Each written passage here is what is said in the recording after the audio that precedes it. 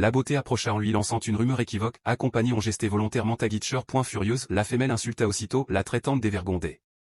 Le vieil homme, lui, rappela calmement sa petite fille à l'ordre. Selon lui, même si le jeune homme semblait frivolet peu sérieux que n'apparence, son approfondie insondable révélait qu'Hélène était en rien quelqu'un d'ordinaire. Il se devait absolument de saisir cette occasion pour nouer des relations avec lui.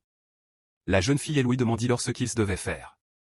Les vieillards lançant regard lourdes en scène direction de la famille Tanguette répondit que les jeunes hommes auraient très vite ôté besoin de raide.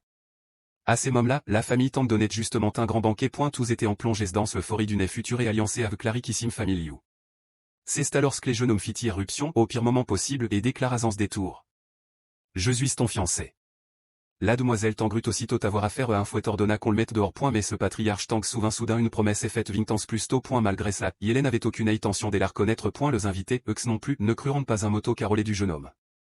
Voyant la situation, celui-ci s'assit lourdement par terre et sortit directement le contrat de mariage pour le leur montrer. Immédiatement, les murmures s'élevèrent de tout espoir. Le patriarche Tangent perdit la face et annonça sur le champ l'annulation des fiançailles, ordonnant au jeune homme de cesser de semer le trouble. À ces mots, le jeune homme bondit et lui demanda s'il comptait renier sa parole. Sans la moindre gêne, le vieil homme déclara qu'il était prêt à offrir 100 000 yuan en compensation. Le jeune homme entra dans Sun Raj Noir. Détruire publiquement ce mariage revenait à gifler l'honneur de sa maîtresse, une somme aussi dérisoire était tout simplement insultante. Le patriarche Tang cessa alors toute comédie, d'un geste de la main, il appela la sécurité pour faire expulser le jeune homme. Fou de colère, celui-ci lança froidement. Aujourd'hui, qu'elle le veuille ou non, cette femme devra m'épouser. Et c'est précisément à cet instant que,